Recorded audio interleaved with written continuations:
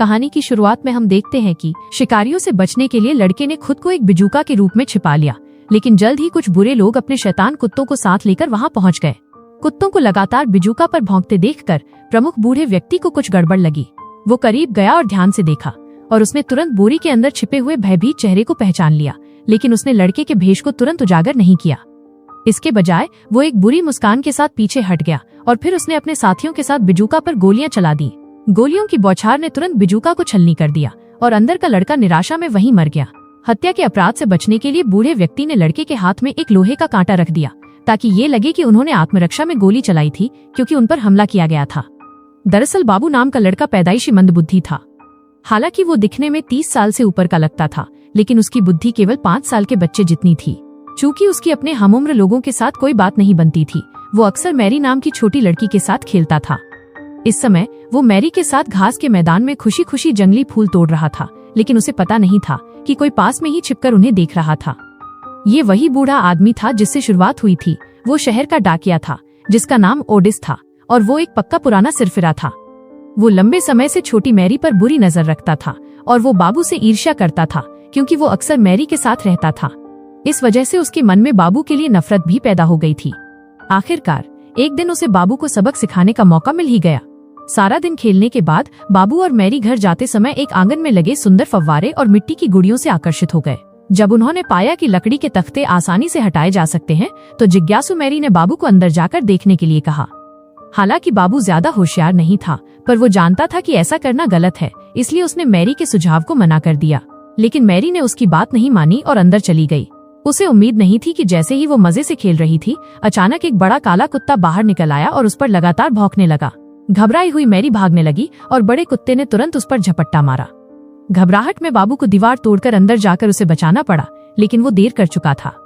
जब तक उसने मैरी को दुष्ट कुत्ते के चंगुल से बचाया, तब तक लड़की के शरीर पर गहरे घाव हो चुके थे और वो पूरी तरह से होश खो चुकी थी। लेकिन ये सब देखकर मैरी की माँ ने गलती से बाबू को ही इसका कसूरवार मान लिया। ये बात ओडिस के कानों तक पहुंची, जो पहले से ही बाबू को सबक सिखाना चाहता था। मैरी के कथित तौर पर मरने की गलतफहमी के कारण ओडिस की आंखें चमक उठीं। बिना पुलिस की अनुमति लिए ओडिस ने तुरंत अपने कुछ बुरे दोस्तों को इकट्ठा किया और बाबू को पकड़ने निकल पड़ा। इस बीच डरा हुआ बाबू तेजी से घर की तरफ भाग रहा था। जब उसने देखा कि कुछ लोग कुत्तों के साथ उसकी तरफ आ रहे हैं, तो वो और भी घबरा गया। वो जल्दी से घर पहुंचा, माँ को पूरी बात बताई। माँ को यकीन था कि सीधा साधा बाबू मैरी को चोट नहीं पहुंचा सकता, इसलिए उन्होंने बाबू से कहीं छिप जाने को कहा, जैसे वे बचपन में लुका छिपी खेलते थे। जल्द ही ओडिस भी अपने आदमियों को लेकर वहां पहुंच गया। माँ ने उन्हें दरवाजे पर ही रोक दिया और समझाया कि उनका बेटा बस भोला है, बुरा नहीं है और वो अपने दोस्त को कभी चोट नहीं पहुंचाएगा। उन्होंने ये भी कहा कि बाबू घर पर नहीं है और फिर दरवाजा बंद कर लिया। लेकिन ओडिस हार मानने वालों में से नहीं था। जैसे ही वो जबरदस्ती दरवाजा तोड़कर तलाशी लेने वाला था, तभी 2 दुष्ट कुत्ते अचानक पागल हो गए और पास के खेत की तरफ जोर जोर से भौंकने लगे। कुत्तों के मार्गदर्शन में उन लोगों ने बिजूका बने बाबू को खोज निकाला और निर्ममता से गोलियों से छलनी कर दिया। तभी वॉकी टॉकी पर इंस्पेक्टर की आवाज आई, जिसमें कहा गया था कि बाबू का गिरफ्तारी वारंट रद्द कर दिया गया है। ये सब गलत फहमी थी, क्योंकि मैरी मरी नहीं थी। होश में आने पर उसने पूरी घटना बताई कि बाबू ने उसे चोट नहीं पहुंचाई, बल्कि दुष्ट कुत्ते के मुंह से उसकी जान बचाई थी। ये सुनकर वहां मौजूद सभी लोग घबरा गए। लेकिन अब क्या हो सकता था? ओडिस को ही कुछ करना था। उसने शांत होकर ट्रक से एक लोहे का कांटा उठाया और उसे बाबू के हाथ में रख दिया। उसने ये झूठा दिखावा किया कि बाबू ने उन पर हमला करने की कोशिश की और उन्हें आत्मरक्षा में गोली चलानी पड़ी, ताकि वे कानून की सजा से बच सकें। ठीक उसी समय अचानक एक ठंडी हवा चली और बिजूका हवा में हिलने लगा, जो बेहद डरावना लग रहा था। कुछ ही समय बाद बाबू की मां ने जानबूझकर हत्या का मुकदमा उन लोगों पर कर दिया। अदालत में दोनों पक्षों के वकीलों के बीच सख्त बहस हुई। बाबू पर झूठा इल्जाम लगाने वाला वो कांटा सबसे मजबूत सबूत बन गया। ओडिस और उसके दोस्तों ने भी ये दावा किया कि बाबू ने उन पर हमला करने की कोशिश की थी और विवश होकर उन्होंने आत्मरक्षा में गोली चलाई। बाबू की मां के पास भी बाबू की निर्दोषता साबित करने के लिए कोई सबूत नहीं था। नतीजा साफ था। जज ने ओडिस और अन्य लोगों को अदालत में ही निर्दोष बरी कर दिया। बाबू की मां इस नतीजे को स्वीकार नहीं कर पाईं। वो अच्छी तरह जानती थीं कि इन लोगों ने जानबूझकर हत्या की है, लेकिन वो अपने बेटे के लिए न्याय नहीं मांग पाईं। इससे भी ज्यादा भयानक बात ये थी कि बाबू सिर्फ एक भोला लड़का था, जबकि ओडिस और उसके साथी कस्बे के जाने माने लोग थे। निवासियों ने बाबू की मां के प्रति कोई सहानुभूति नहीं दिखाई, बल्कि उन्होंने खुशी से उन हत्यारों को मुकदमा जीतने पर बधाई दी। शाम को वे लोग बार में ऐसे खुशी से जश्न मना रहे थे जैसे कुछ हुआ ही न हो। उन्हें बाबू की मौत का जरा भी पछतावा नहीं था। हालांकि उन्हें इस बात का कोई अंदाजा नहीं था कि इसके लिए उन्हें जल्द ही भारी कीमत चुकानी पड़ेगी। अचानक सड़क पर जोरदार आंधी चलने लगी, जैसे ये बाबू का गुस्सा हो। दूसरी तरफ सोती हुई मैरी को भी हल्की सी आवाज आई, जैसे बाबू उसे बुला रहा हो। वो तुरंत बाबू के घर गई, जहाँ उसकी माँ ने उसे बाबू की मौत की खबर दी, लेकिन मैरी ने कहा कि बाबू मरा नहीं है। फिर वो बाबू की माँ को उस जगह ले गई जहाँ बाबू को गोली मारी गई थी और कहने लगी कि बाबू बस उसके साथ लुका छिपी खेल रहा है। बाबू की माँ के लिए इस सच्चाई को स्वीकार करना मुश्किल था, लेकिन वो जानती थी कि उनका बेटा सचमुच चला गया है। आने वाले दिनों में वे सभी हत्यारे सामान्य जीवन जीने लगे। ऐसा लगता था जैसे उन्होंने बाबू को मारने की बात भूल ही दी हो। फिर एक दिन उनमें से एक आदमी की पत्नी ने अचानक अपने खेत में एक बिजूका देखा। जब उसने ध्यान से देखा तो वो बिल्कुल उसी बिजूका जैसा था जिससे बाबू को मारा गया था, और इस बिजूका के दिखने के साथ ही उन लोगों के बुरे सपने भी शुरू हो गए। शुरुआत में हॉक उनमें से एक ने अंधविश्वास पर विश्वास नहीं किया और सोचा कि ये उसके दोस्तों का मजाक है, लेकिन जब वो घबराकर उन दोनों के पास पहुंचा तो उन्होंने बताया कि उन्होंने ऐसा कुछ नहीं किया है। आखिरकार वे भी सह अपराधी थे और उन्हें ऐसा मजाक करने का कोई कारण नहीं था। इसके बाद वे तीनों ऑडिस के पास गए और उसे बिजूका के बारे में बताया। उन्हें डर था कि कहीं किसी को सच्चाई पता न चल जाए, क्योंकि बिजूका खुद चलकर तो आ नहीं सकता। लेकिन ऑडिस पूरी तरह शांत था। उसने कहा कि किसी को कुछ नहीं पता है और बाबू की माँ ही ये जानबूझकर कर रही होगी ताकि उन लोगों को डराया जा सके और वे कोई गलती कर दें। ऑडिस ने उन तीनों को भरोसा दिलाया कि वे चिंता न करें और घर जाकर ऐसा व्यवहार करें जैसे कुछ हुआ ही न हो। उसने उन्हें ये भी चेतावनी दी कि जब तक बहुत जरूरी न हो तब तक वे उसके पास न आए, वरना लोगों को शक हो जाएगा। रात को हॉक गाड़ी चलाकर घर जा रहा था। शराब के नशे में हिम्मत जुटाकर वो खेत में गया, लेकिन वहाँ बिजूका गायब था। वहाँ सिर्फ एक लकड़ी का डंडा बचा था, जिसे उसने बिना सोचे समझे तोड़ दिया। जैसे ही वो आराम करने के लिए घर में जाने वाला था, उसने कोठरी से आवाज सुनी। अंदर पॉलिशिंग मशीन अपने आप चालू हो गई थी। वो हैरानी से मशीन बंद करके उठा तो उसके सिर पर ऊपर से कुछ पुआल गिरी। हॉक लोहे की रॉड लेकर धीरे धीरे सीढ़ियों से चढ़कर दूसरी मंजिल पर आया और सामने रखे लकड़ी के बक्से के पास पहुंचा। उसे लगा कि अपराधी उसी में छिपा है, लेकिन तभी मशीन अचानक फिर से चालू हो गई। डर के मारे हॉक का संतुलन बिगड़ गया और वो सीधे नीचे गिर गया। हालांकि उसने तुरंत पास के बिजली के तार को पकड़ लिया, पर वो जल्द ही थक गया और आखिरकार तेज घूमती पॉलिशिंग मशीन में जा गिरा। अगले दिन ऑडिस जब अपने परिवार के साथ नाश्ता कर रहा था, तभी उसके पिता ने उसे बताया कि हॉक मशीन में कटकर मर गया है।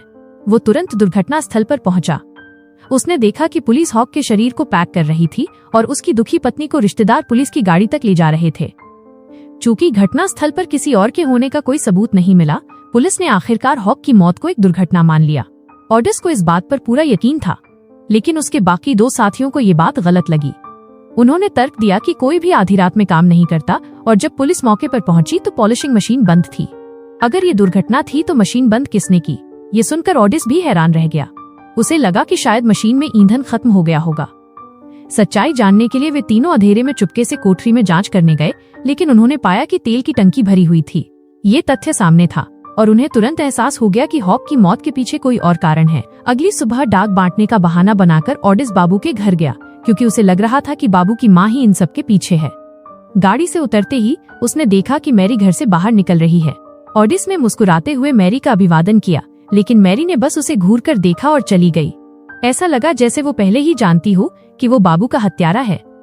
इसके बाद ऑडिस ने जानबूझकर बाबू की माँ के सामने हॉक की मौत का जिक्र किया, ताकि उनके मुंह से कोई जवाब निकलवा सके। ऑडिस किसी भी भूत प्रेत की बात पर विश्वास नहीं करता था और उसे पूरा यकीन था कि बाबू की माँ ने ही हॉक को मारा है। लेकिन वो भोलेपन में सोचता था कि अब हिसाब बराबर हो गया है और अब से वे एक दूसरे के जीवन में दखल नहीं देंगे। लेकिन बाबू की माँ ऐसा नहीं मानती थी। उन्होंने ऑडिस को चेतावनी दी कि वो मैरी से दूर रहे, क्योंकि उन्होंने महसूस किया कि ऑडिस की मैरी को देखने का तरीका कुछ अलग है। भेद खुल जाने पर ऑडिस का चेहरा गंभीर हो गया और वो बिना पीछे मुड़े वहाँ से चला गया। उसे पता नहीं था कि हॉक की मौत तो बस शुरुआत थी। शाम को जब मोटा आदमी फैटमैन अपना काम खत्म करके दूर से आया तो उसने देखा कि वही बिजूका उसके खेत में खड़ा है।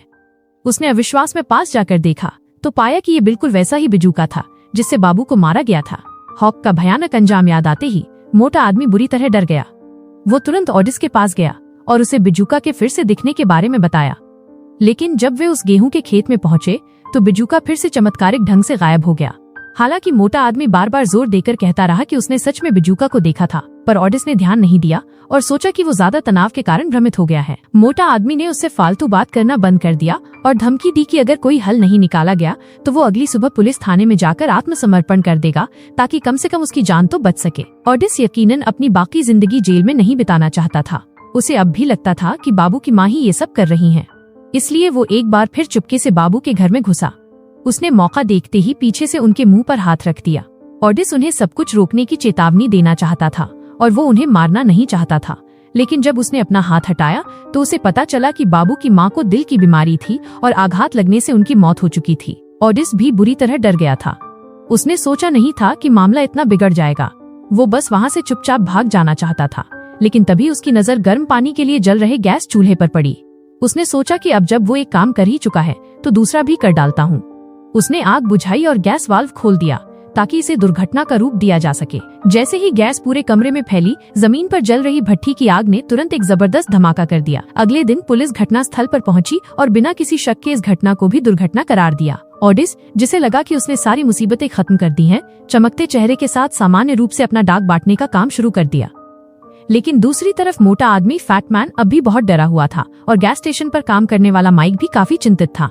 जाहिर है दोनों को लगा कि मामला इतना सीधा नहीं है और अंदाजा सही निकला। उसी रात मोटे आदमी ने देखा कि उसके सुअर बाड़े में सुअर डर के मारे बेचैन हो रहे थे, जैसे वे किसी चीज से डर गए हों। जब वो चारों ओर देख रहा था तभी पीछे से धातु टकराने की आवाज आई। मोटा आदमी एक लकड़ी लेकर जांच करने गया तो पता चला कि ये सिर्फ जंजीर थी जो अनाज भंडार से टकरा रही थी। उसने राहत की सांस ली, पर जैसे ही वो पलटा उसने देखा कि घर के अंदर एक काली परछाई तेजी से गुजरी।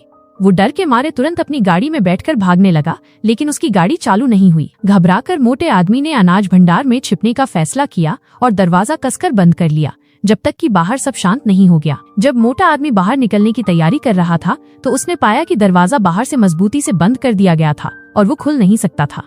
उसी समय बाहर अनाज ले जाने वाली मशीन अचानक अपने आप चालू हो गई।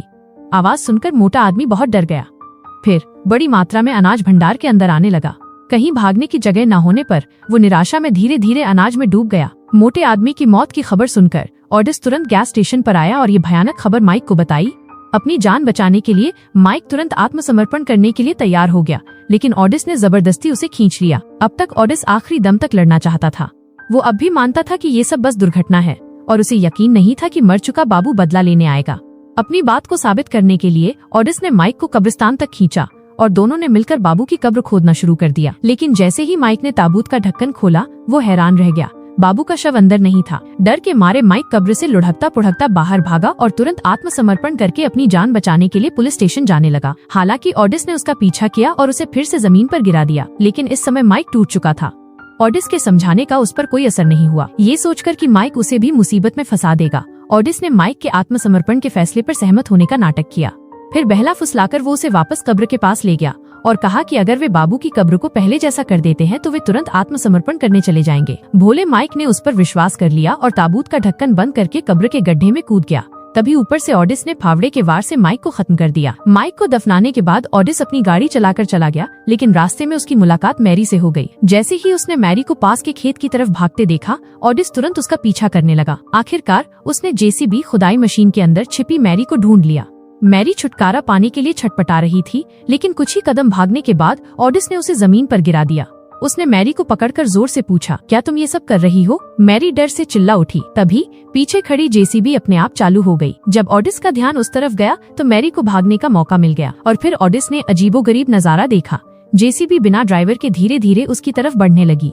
घबराकर ऑडिस उल्टा भागा, लेकिन कुछ ही देर में वो पीछे से बिजूका से टकरा गया। बिजूका के हाथ का कांटा ऑडिस के शरीर में घुस गया। ये वही कांटा था जिसका इस्तेमाल ऑडिस ने पहले बाबू को फंसाने के लिए किया था। आखिरकार ऑडिस ने अपने कर्मों की कीमत अपनी जान देकर चुकाई और इस तरह बाबू, जिसकी आत्मा बिजूका में समा गई थी, मैरी के पास रहा और उसकी रक्षा करता रहा। और यहीं पर इस कहानी का अंत हो जाता है।